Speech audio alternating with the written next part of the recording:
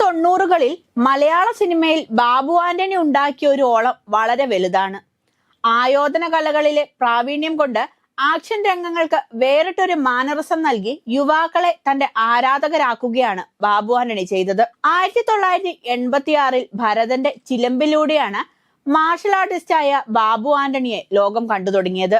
Malayalam, Tamil, Kannada, Telugu, Hindi, Sinhala, English തുടങ്ങി 7 ഭാഷകളിൽ അഭിനയിച്ച മലയാളി നടൻ എന്ന അപൂർവ ബഹുമതിയുള്ള ഒരാളാണ് അദ്ദേഹം. 1986 സിനിമാ ജീവിതത്തിന് തുടക്കം കുറിച്ച ബാബു ആന്റണി ഇതുവരെ 91 മലയാള ചിത്രങ്ങളിലും 23 തമിഴ്, 13 തെലുങ്ക്, 5 ഹിന്ദി, 4 കന്നഡ, 3 മറ്റു ഭാഷാ ചിത്രങ്ങളിലും അടക്കം 139ഓളം ചിത്രങ്ങളിൽ വേഷമിട്ടു.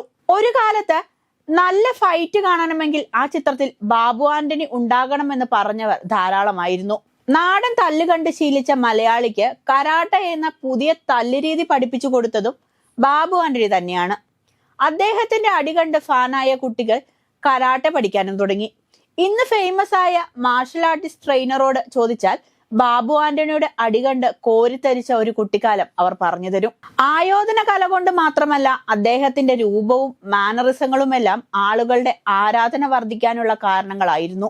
ഒരു കാലം വരെ തടിച്ചിരുന്ന ആളുകൾക്കാണ് കൂടുതൽ ശക്തി ഉണ്ടാകൂ എന്ന് വിശ്വസിച്ചിരുന്നവർക്കിടയിലേക്ക് ശരീരമല്ല ശക്തിയുടെ അടിസ്ഥാനമെന്ന് ബോധ്യപ്പെടുത്തിയത് ബാബു ആന്റണി എന്ന 6 അടി 3 ഇഞ്ചുകാരനാണ്. ആ നീട്ടി വളർത്തിയ തലമുടിയും മെലിഞ്ഞ ശരീരവും ആളുകൾ ഇഷ്ടപ്പെട്ടു തുടങ്ങി. ആദ്യകാലങ്ങളിൽ വില്ലൻ കഥാപാത്രങ്ങൾ മാത്രം ചെയ്തിരുന്ന ബാബു ആന്റണിക്ക് അടിക്കാനും ഇടിക്കാനും പറ്റിയ നിരവധി കഥാപാത്രങ്ങൾ കിട്ടി. അഭിനയ പ്രാധാന്യമുള്ള ഒരു കഥാപാത്രങ്ങളും ലഭിച്ചില്ലെങ്കിലും ഇഷ്ടം പോലെ ഫൈറ്റ് ചെയ്യാനുള്ള വേഷങ്ങൾ കിട്ടി. 1986 ഭരതനാണ് തന്റെ സിനിമയിൽ ആദ്യമായി ബാബു ആന്റണി എന്ന വില്ലനെ അവതരിപ്പിച്ചത്. ഭരതന്റെ സെലക്ഷൻ മോശമായില്ല. ബാബു ആന്റണി എന്ന വില്ലൻ മലയാളത്തിന് പുറമെ 6 ഭാഷകളിലും തിളങ്ങി. നായകനായും വില്ലനായും തിളങ്ങിയെങ്കിലും ബാബു ആന്റണിയെ മലയാള സിനിമ പലപ്പോഴും വേണ്ട വിധം പരിഗണിച്ചിരുന്നോ എന്ന കാര്യം സംശയമാണ്. വില്ലൻ കഥാപാത്രങ്ങൾക്ക് അവാർഡുകൾ നൽകുമെങ്കിലും അഭിനയം തുടങ്ങി 4 പതിറ്റാണ്ട് കഴിഞ്ഞപ്പോഴാണ് അദ്ദേഹത്തിന് ഒരു പുരസ്കാരമെങ്കിലും ലഭിക്കുന്നത്. 2024 കേരള ഫിലിം ക്രിറ്റിക്സ് അസോസിയേഷൻ നൽകുന്ന ചലച്ചിത്ര പ്രതിഭാ പുരസ്കാരമാണ് അദ്ദേഹത്തിന് ലഭിച്ചത്.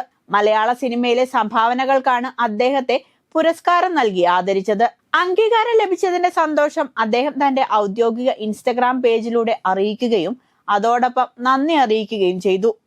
ഒരു അംഗീകാരവും പ്രതീക്ഷിക്കാതെ സിനിമ ഇൻഡസ്ട്രിയിൽ ഇതുവരെ സജീവമായി പ്രവർത്തിക്കാനായതിൽ സന്തോഷമുണ്ട്.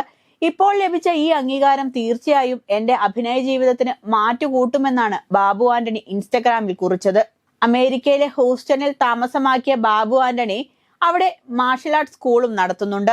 മക്കളായ ആർതർ ആന്റണിയും അലക്സ് ആന്റണിയും അച്ഛന്റെ പാത പിന്തുടർന്ന് മാർഷൽ ആർട്സിനൊപ്പം സിനിമാ മേഖലയിലും ചുവടുറപ്പിച്ചു കഴിഞ്ഞു.